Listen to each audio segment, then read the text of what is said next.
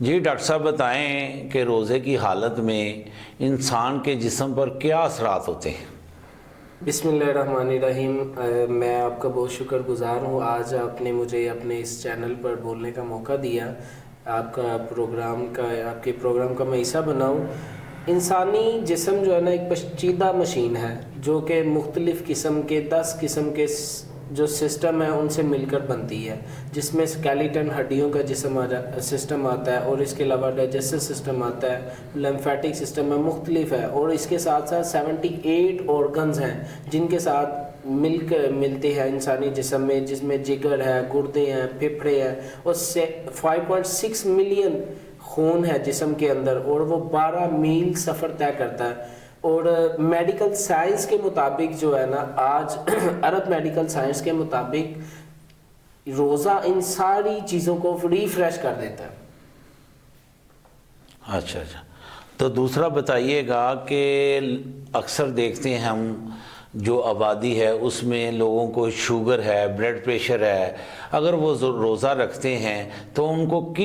کھانے میں کن چیزوں کی احتیاط کرنی چاہیے تاکہ ان کا سارا دن میں بلڈ پریشر اور شوگر کا لیول کنٹرول رہے؟ جی بہت اچھا سوال کیا آپ نے۔ شوگر اور بلڈ پریشر کے جو پیشنٹ ہیں روزے کی حالت میں انہیں بہت ہی احتیاط کے ساتھ اپنی ڈائٹ کو بیلنس کرنا چاہیے، ایسی چیزیں سے اجتناب کریں جو شوگر لیول کو اپ کرتی ہیں، ڈاؤن کرتی ہیں، اور میڈیسن کا خاص طور پر جو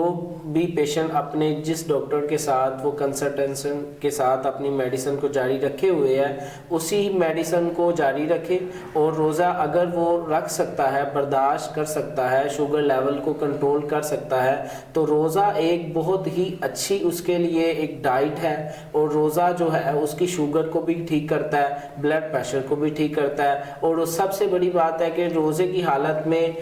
جو پینکریاز ہے، لبلبا ہے، اس کو بھی ٹھیک کرتا ہے اور برداشت بڑھتی ہے۔ ایکچولی روزے کی حالت میں پینکریاز جو ہوتا ہے وہ اس گلوکوز جو ہمارے جسم میں سٹور ہوتا ہے اس کو استعمال کر رہا ہوتا ہے، اور شوگر والے پیشنٹ کا جو پینکریاز ہے، لبلبا جسے ہم بولتے ہیں، وہ ویک ہوتا ہے۔ عام صحت مند جسم جو ایک شوگر والا پیشنٹ نہیں ہے، بلڈ پریشر کا مریض نہیں ہے، اس کی نسبت دوسرا پیشنٹ جو شوگر کا پیشنٹ ہے اس کو برداشت میں تھوڑی تکلیف ہوتی ہے، لیکن اگر وہ برداشت کر سکتا ہے تو ان چیزوں کا خاص خیال رکھے جس میں وہ اپنی ڈائٹ کو بیلنس رکھے، شوگر میں اور اس کے علاوہ میڈیسن میں اگر انسولین استعمال کرے تو انسولین استعمال کرے، سحر اور افطار میں انسولین کی مقدار کو اپنے ڈاکٹر کے ساتھ کنسلٹیشن کے ساتھ ملا کر اور جو ہے نا اس کو آگے لے کر چلے۔ جو ہمارے تھوڑے سے بزرگ افراد ہیں ان کو یہ پرابلم ہوتی ہے کہ انہیں روزہ افطار کرنے کے بعد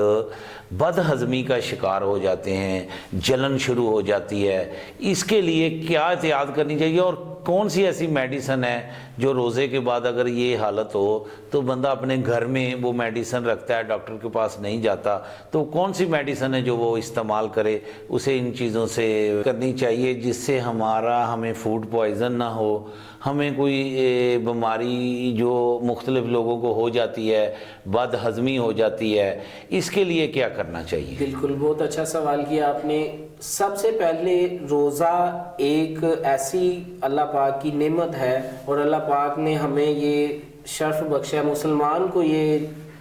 توفیق حاصل ہے، اور اللہ پاک قرآن میں بھی فرماتے ہیں کہ ایمان والو تم پر روزے فرض کیے گئے جیسا کہ تم سے پہلے لوگوں پر فرض کیے تھے۔ اب آپ بات آتے ہیں ہم کھانے کی طرف۔ کھانے میں سب سے پہلے آج کل ہمارے ہاں رجحان ہے، ہم جامع شیریں پیتے ہیں، ہم دوسرے مشروبات پیتے ہیں، ہم کوئی بھی میٹھی چیز لیتے ہیں۔ روزہ کیونکہ جب روزے کی حالت میں ہوتا ہے، سحر میں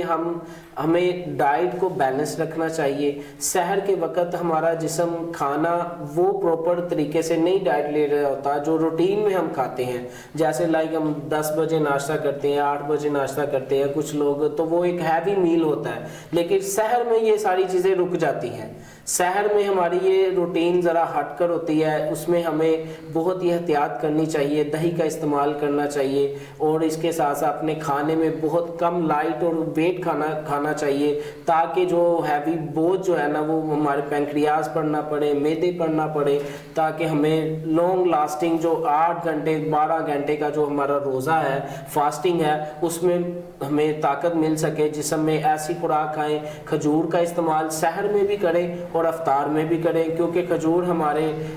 گلوکوز لیول کو ایک مینٹین کرتی ہے، بڑھا دیتی ہے۔ اس کے ساتھ ساتھ دودھ کا استعمال کریں، چائے کا استعمال کم سے کم کریں۔ بہت سے ایسے میں نے لوگ دیکھے ہیں، میرے پاس آتے ہیں پیشنٹس ہیں، جاننے والے دوست احباب ہیں جو چائے کا استعمال کرتے ہیں، میں انہیں یہ بھی کہوں گا کہ چائے سے اجتناب اختیار کریں، کیونکہ جب آپ چائے پیتے ہیں تو پھر آپ کا جگر بھی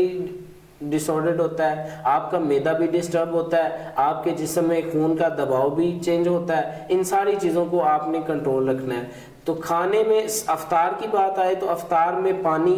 کم پئیں، کھجور کے ساتھ سنت نبوی ہے، اس کے ساتھ روزہ افطار کریں، پانی کم پئیں، اور اس کے بعد جو ہے اپنے کھانے کو نماز کے بعد کھانا کھائیں اور لائٹ کھانا کھاتے جائیں، ہلکا میل کھائیں، تاکہ آپ کو نیکسٹ جو اگلا روزہ ہے اس کے لیے پریشانی کا باعث نہ بننا پڑے۔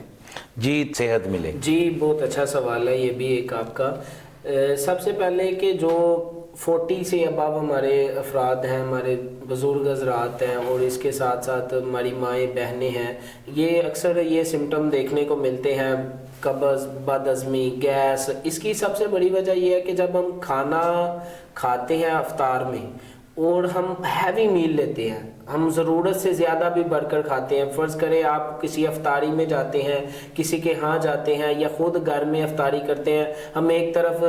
دہی بلے کھا رہے ہیں، ایک طرف پکوڑے، سموسے، اور اس کے ساتھ ساتھ پورا ایک جنکشن، پورا ایک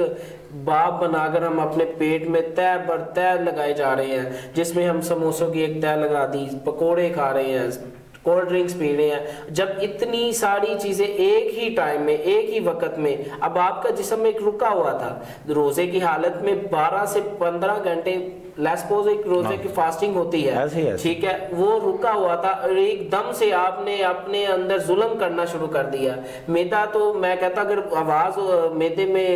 اللہ پاک نے یہ اس کو طاقت بخشی ہوتی تو اندر سے آوازیں آتی کہ اللہ کا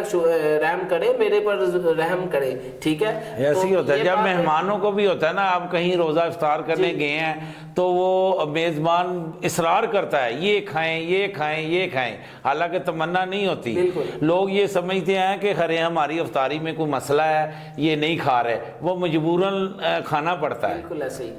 حالانکہ آپ دیکھیں روزے کے بعد، روزے فاسٹنگ کے بعد جب ہم افطار کرتے ہیں تو دو کھجور آپ کے اس باڈی کو بہت ہی کافی ہیں،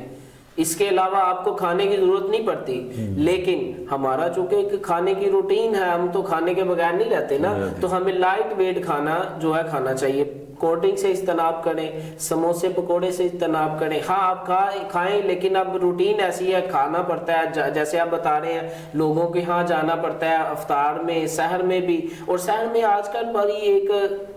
بات ہے کہ پراٹھے کے ساتھ جو لسی اور دہی کا کنسپٹ ہے، یہ بہت ہی غلط ہے۔ ایک طرف آپ آئل لے رہے ہیں، دوسری طرف آپ ٹھنڈی لسی پی رہے ہیں۔ اب آپ مجھے بتائیے کہ ٹھنڈا اور گرم، ایک ہماری لوجک ہے نا، سائنس بتاتی ہے کہ ٹھنڈے اور گرم کا کنسپٹ ہی غلط ہے۔ ایک طرف آپ ٹھنڈی چیز لے رہے ہیں، دوسری طرف آپ پراٹھا کھا رہے ہیں۔ اب افطار میں چلے جائیں تو ایک طرف سموسے کی بارش ہو رہی ہے، پکوڑے کھائے جا رہے ہیں، دوسری طرف آپ کولڈ ڈرنکس ٹھنڈی پی رہے ہیں۔ تو اس کے لیے کیا ہمیں اگر ایسا کام ہو جائے تو کون سی میڈیسن استعمال کریں؟ اس کے لیے میں چونکہ ہومیوپیتھک ڈاکٹر ہوں، میں آپ کے ساتھ ہومیوپیتھک میڈیسن نکس وومیکا 30 میں آپ کے ناظرین کو بتانا چاہوں گا کہ نکس وومیکا 30 میڈیسن، اس کے 30 قطرے صبح دوپہر شام روٹین میں، روزے کی بعد میں حالت میں بھی آپ استعمال کر سکتے ہیں۔ آج چونکہ رمضان ہے، روزے کی حالت میں آپ 40 ڈراپس سحر میں یوز کر لیں اور 40 ہی آپ جو ہے نا وہ افطار میں لیں. نیم گرم پانی لیں, 1 کپ پانی لیں, شیشے کے گلاس یا کپ میں پانی لے کر استعمال کریں. کھانا کھانے کے آدھا گھنٹہ بعد اس کو استعمال کریں, انشاءاللہ اس سے فرق پڑ جائے گا. اور سب سے بڑی بات یہ ہے کہ کھانے میں جو ہے نا اپنے آپ کو مینٹین رکھیں, کولڈ ڈرنکس نہ پئیں, سموسے پکوڑے روٹین میں نہ کھائیں, ہاں دہی بلے کھائیں لیکن لائٹ کھائیں, اور ایسی چیزیں نہ کھائیں جس کی وجہ سے آپ کے جسم میں قبض ہو, گیس ہو, یہ ان چیزوں باعث نہ بننا پڑے. جی تمام آپ نے گفتگو سنی, ڈاکٹر طیب صاحب نے ہمیں تمام گفتگو بتائی. آپ کو اور ہمیں چاہیے کہ ہم احتیاط کریں, روزہ رکھتے ہوئے, روزہ افطار کرتے ہوئے. یہ مبارک مہینہ ہے, اس کی فضیلت, اس کی رحمتیں زیادہ سے زیادہ سمیٹیں. اپنے میزبان حاجی آصف کو اجازت دیں. اللہ حافظ.